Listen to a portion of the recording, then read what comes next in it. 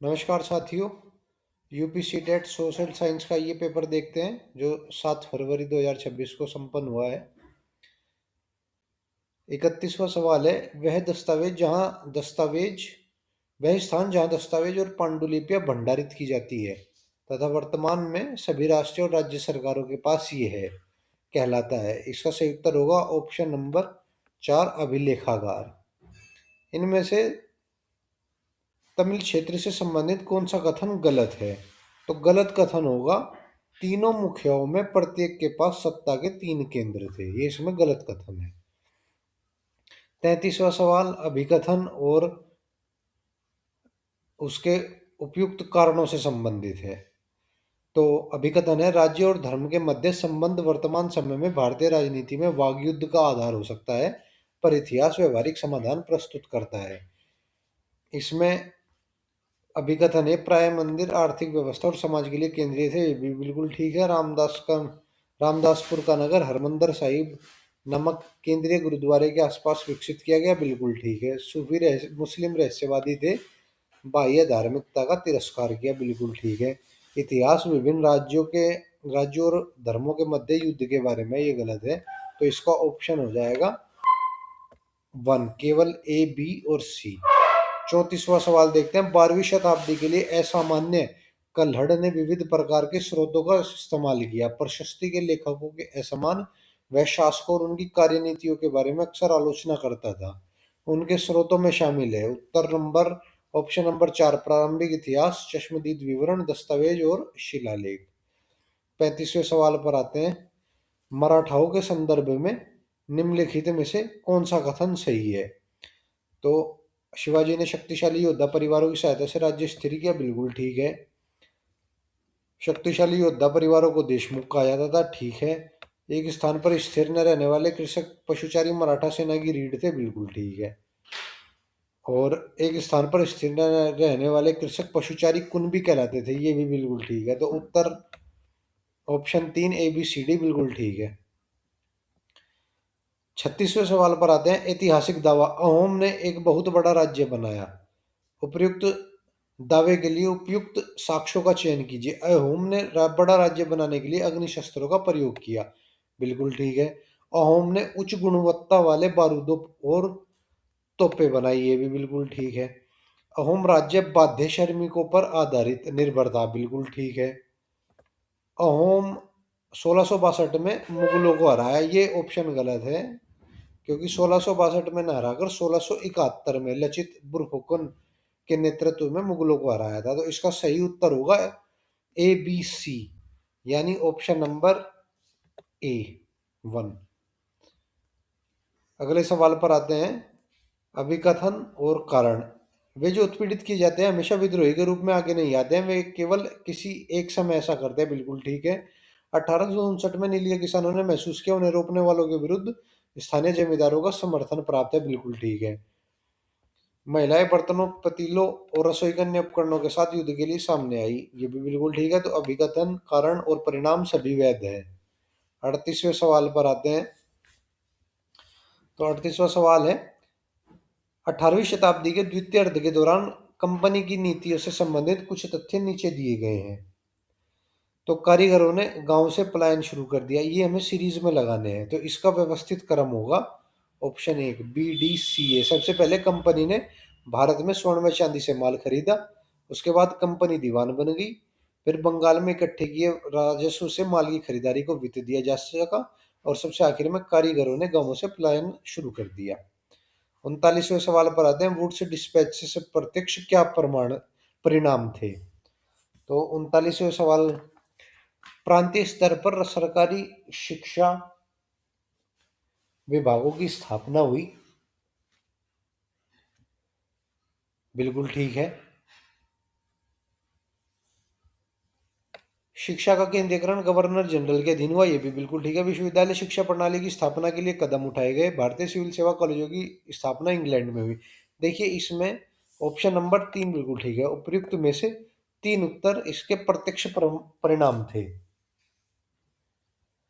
अगले सवाल पर आते हैं, 40वां सवाल, निम्नलिखित में से किसने तर्क दिया कि आर्य शासन से पहले स्वर्ण युग का अस्तित्व था, जब योद्धा किसान भूमि जोतते थे और देहात में न्याय संगत तरीके से शासन करते थे।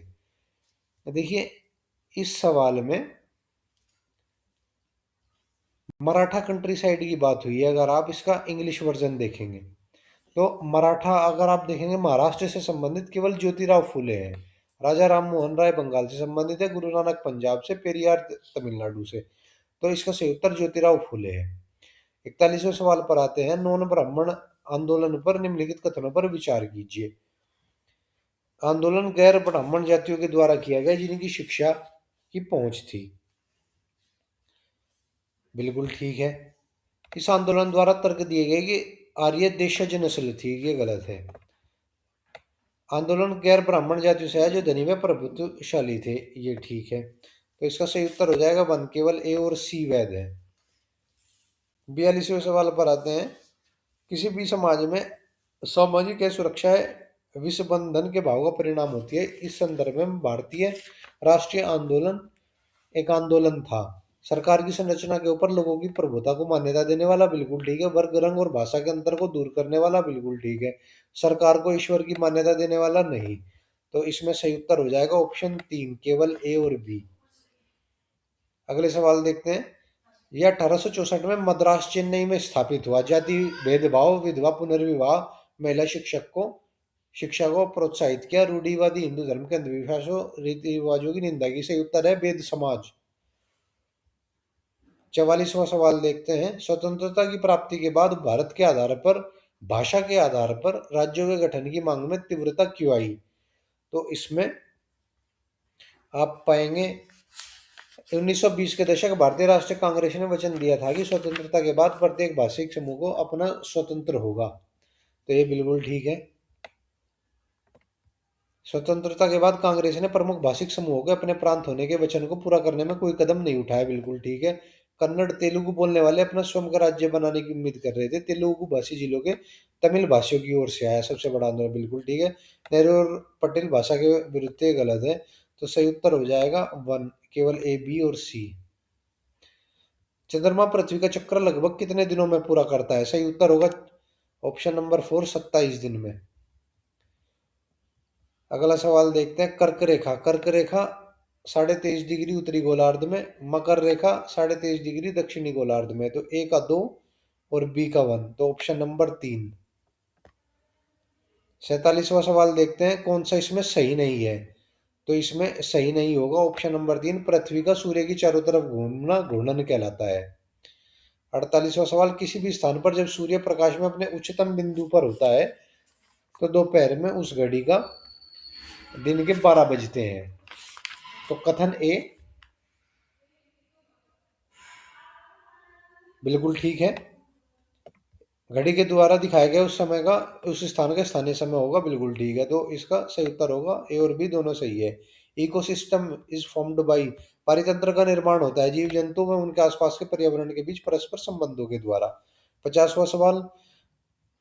दो कथन दिए गए हैं, आप पाएंगे पहला कथन भी, मानव अपने पर्यावरण के साथ पारस्परिक क्रिया करता है, अपनी आवश्यकता के अनुसार परिवर्तन करता है, बिल्कुल ठीक है। प्राकृतिक एवं मानवीय पर्यावरण के बीच सही संतुलन आवश्यक है, बिल्कुल ठीक है। लेकिन इसका सही उत्तर होगा ऑप्शन नंबर 2। दोनों ए तथा बी सही है, किंतु बी ए की सही व्याख्या नहीं करता है। 51वां सवाल देखते हैं। भारत के ठंडे रेगिस्तान लद्दाख में मुख्य क्रियाकलाप पर्यटन क्या है? तो देखेंगे, लद्दाख में घास के मैदान में हिमनदों की सैर नहीं होती। घास के मैदान लद्दाख में नहीं है, तो ऑप्शन नंबर बी ना होने के कारण केवल ऑप्शन ए ठीक होगा, ए, सी और डी। 52वां सवाल। कौन सी गैस वायु में प्रचुरता से मिलने वाली दूसरी गैस है? सही उत्तर 2, ऑक्सीजन। 53वां सवाल। चार कथन नीचे दिए गए हैं। उच्च दाब स्पष्ट एवं स्वच्छ आकाश से संबंधित होता है, ये बिल्कुल ठीक है। वायुदाब वायु के ताप द्वारा प्रभावित नहीं होता है, ये गलत है। निम्न दाब मेघाच्छन्न आकाश एवं आर्द्र मौसम से संबंधित होता है, बिल्कुल ठीक है। ये दोनों बिल्कुल ठीक है, तो सही उत्तर हो जाएगा 3, ए, सी, डी। अगले सवाल पर आते हैं। दो स्टेटमेंट है। अंतर्देशीय जलमार्गों और समुद्र मार्गों का उपयोग परिवहन के लिए प्राचीन काल से किया जा रहा है। अधिक दूरी में भारी व बड़े आकार के सामानों को ढोने के लिए जलमार्ग सबसे सस्ता होता है। तो इसका सही उत्तर हो जाएगा 1, दोनों सही है। 53वां सवाल हमने देख ही लिया है। 54वां सवाल हो गया। 55वें सवाल पर आते हैं।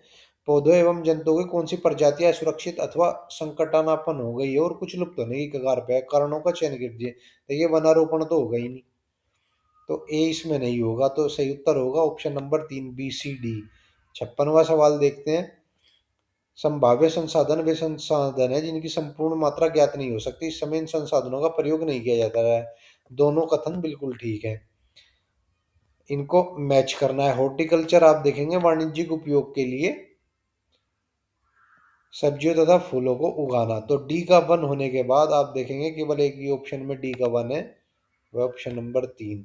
विच ऑफ द फॉलोइंग, निम्नलिखित में से कौन सा भारतीय संविधान की प्रस्तावना में अंतर्निष्ठ नहीं है? सही उत्तर होगा फ्रीडम। 59वां सवाल। एक ऐसी स्थिति जहां एक व्यक्ति को वे संसाधन और अवसर प्राप्त नहीं है जो अन्य व्यक्तियों को उपलब्ध है कहलाती है? सही उत्तर होगा असमानता। निम्नलिखित में से कौन सी लोकतांत्रिक सरकार की विशेषताएं नहीं है? निर्णय लेने में लोगों को अप्रत्यक्ष भागीदारी, बिल्कुल ठीक है। प्रधानमंत्री के पास निरपेक्ष शक्ति नहीं है, निरपेक्ष शक्ति है, तो विशेषता ये नहीं होगी। अपने लोगों से अपने कार्य को समझाना, बिल्कुल ठीक है। तो इसका सही उत्तर होगा केवल बी, ऑप्शन संख्या 2। निम्नलिखित में से कौन सा प्रकार्य नगर पालिकाओं के अधिकार क्षेत्र में नहीं आता? तो आप 61वें सवाल लगा पाएंगे। मेंटेनिंग लॉ एंड ऑर्डर, न्याय व्यवस्था को बनाए रखना। 62वें सवाल पर आते हैं।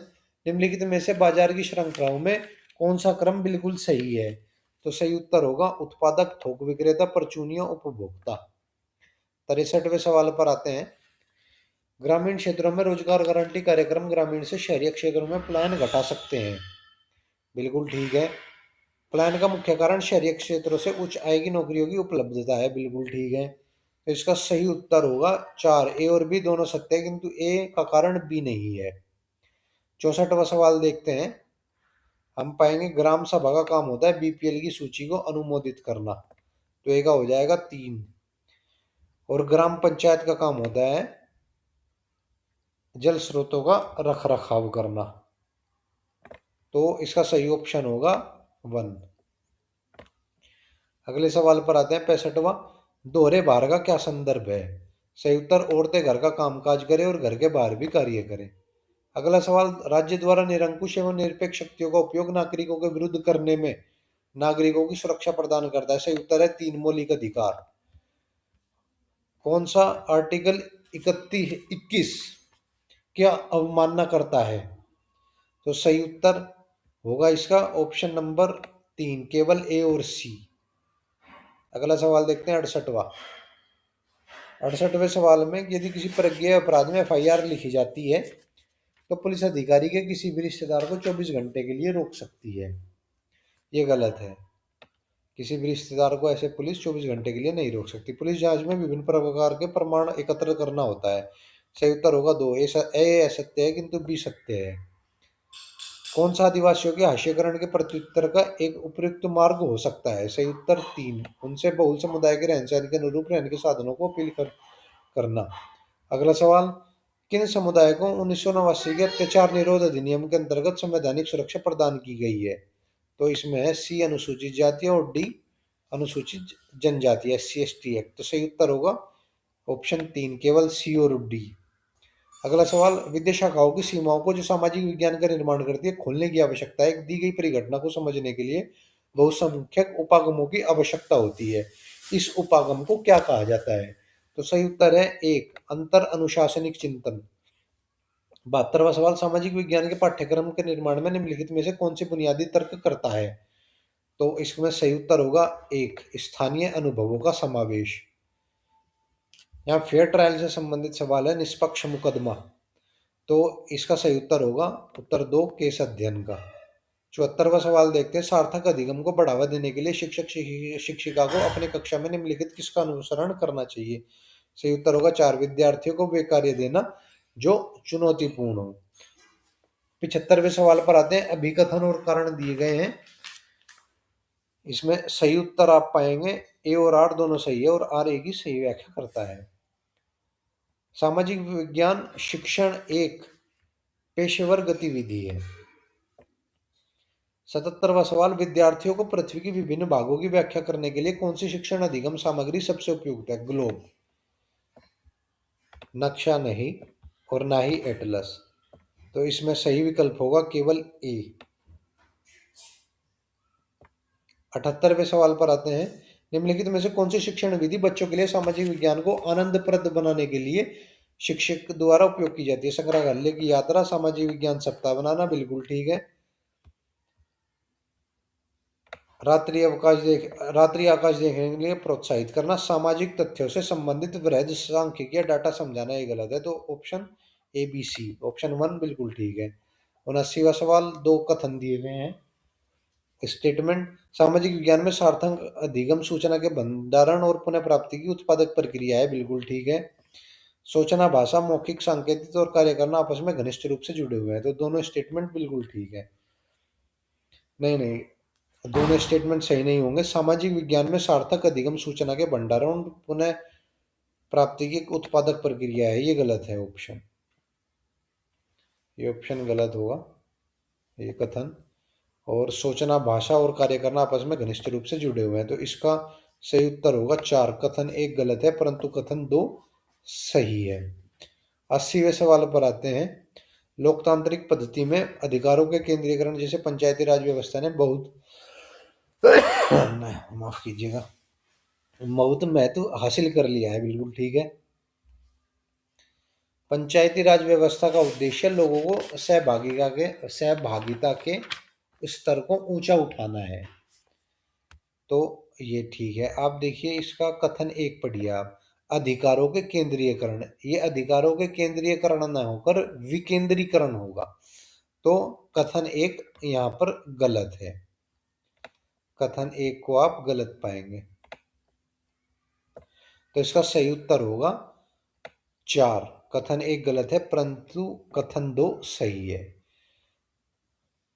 पल्लवकालीन सभाएं अपनी उप समितियों के जरिए विभिन्न तरह के काम जैसे सिंचाई, सड़क निर्माण, स्थानीय मंदिरों की देखरेख आदि करती थी। इनके कार्य संचालन की बारीकियों से विद्यार्थियों को रूबरू करवाने के लिए निम्नलिखित में से कौन सी बाल केंद्रित गतिविधियां की जा सकती है?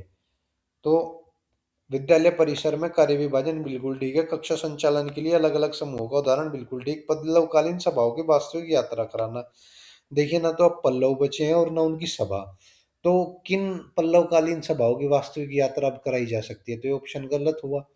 श्रव्य दृश्य सामग्री के माध्यम से पल्लवकालीन सभाओं की यात्रा करवाना, ये बिल्कुल ठीक है। तो इसका ऑप्शन चार बिल्कुल ठीक होगा, ए बी और डी।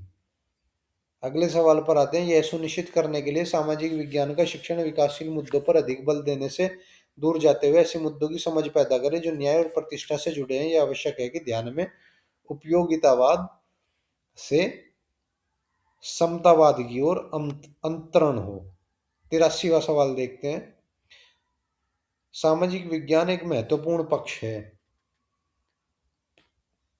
अलग अलग भावों वाले उत्तरों या कभी कभी पूर्णतः विपरीत उत्तरों की संभावना, बिल्कुल ठीक है। सामाजिक विज्ञान शिक्षिका की पीठासीन होकर प्रवचन देने की पारंपरिक आदत से हटना जरूरी है, बिल्कुल ठीक है। इसका ऑप्शन दो ठीक होगा, ए और आर दोनों सही है परंतु आर ए की सही व्याख्या नहीं करता है। 84वें सवाल पर आते हैं, इसमें भी कथन दिए गए हैं, भारतीय उपमहाद्वीप में लोहे का प्रयोग 3000 साल पूर्व शुरू हुआ। तो ये गार्डन चाइल्ड द्वारा लिखित पुस्तक व्हाट हैपेंड इन हिस्ट्री की समीक्षा करना, ये गलत होगा। इसके बाकी ऑप्शन ठीक है, तो इसका ऑप्शन तीन बी सी डी बिल्कुल ठीक है। 85वें सवाल पर, योजना के माध्यम से आप विद्यार्थियों का आकलन कैसे करेंगे? विद्यार्थियों द्वारा विषय वस्तु का चयन देखकर, बिल्कुल ठीक है। विद्यार्थियों द्वारा विषय वस्तु का प्रस्तुतिकरण, ठीक है। विद्यार्थियों द्वारा विषय वस्तु के प्रस्तुतिकरण के उपरांत अनुवर्ती प्रश्न पूछकर, बिल्कुल ठीक है। विषय वस्तु के प्रस्तुतिकरण से पहले अनुवर्ती प्रश्न, ये गलत होगा। तो डी गलत होने से इसका सही उत्तर होगा दो, ए बी सी। 86वें सवाल पर आते हैं, निम्न में से कौन सा कथन सत्य नहीं है? सत्य कथन नहीं है वो होगा ऑप्शन दो, ऐसे परीक्षणों का मुख्य उद्देश्य एक अंतिम निर्णय के निर्माण के लिए है कि विद्यार्थी पाठ्यक्रम के अधिगम लक्ष्यों को पूरा कर रहे हैं या नहीं। 87वां सवाल, परीक्षण के संदर्भ में क्या सही है? सही उत्तर होगा एक ही है, आलोचनात्मक परीक्षा का आधार है। 88वां सवाल, कथन अधिगम एक सतत प्रक्रिया है, बिल्कुल ठीक है। विद्यालय परिसर के बाहर अधिगम नहीं हो सकता, ये गलत है। तो इसका ऑप्शन होगा 3 बिल्कुल ठीक, कथन 1 सही है, परंतु कथन 2 गलत है। 89वां सवाल अभिकथन और कारण से संबंधित है। इसका सही उत्तर होगा ए और आर दोनों सत्य हैं और आर ए की सही व्याख्या करता है। 90वां सवाल, विद्यालय शिक्षा में पेपर पेंसिल परीक्षण शिक्षार्थियों के परीक्षण का एकमात्र तरीका है, ये गलत है। विद्यालयों में परीक्षण के दौरान शिक्षार्थियों को प्रदर्शन को बताने के लिए संख्याओं या मूल्यों का निर्धारण किया जाता है, ये बिल्कुल ठीक है। तो इसका ऑप्शन 4 बिल्कुल ठीक होगा, कथन 1 गलत है, परंतु कथन 2 सही है। तो ये थे सीटेट की परीक्षा में पेपर 2 में सामाजिक विज्ञान के 90 प्रश्न, 60 प्रश्न। यदि आप हिंदी, इंग्लिश या चाइल्ड डेवलपमेंट एंड पेडागोजी के भी सवाल देखना चाहते हैं तो उनका लिंक इस वीडियो के डिस्क्रिप्शन बॉक्स में दिया हुआ है, आप वहां पर जाकर अपने उत्तर को देख सकते हैं। उम्मीद है आपको वीडियो पसंद आई होगी। धन्यवाद।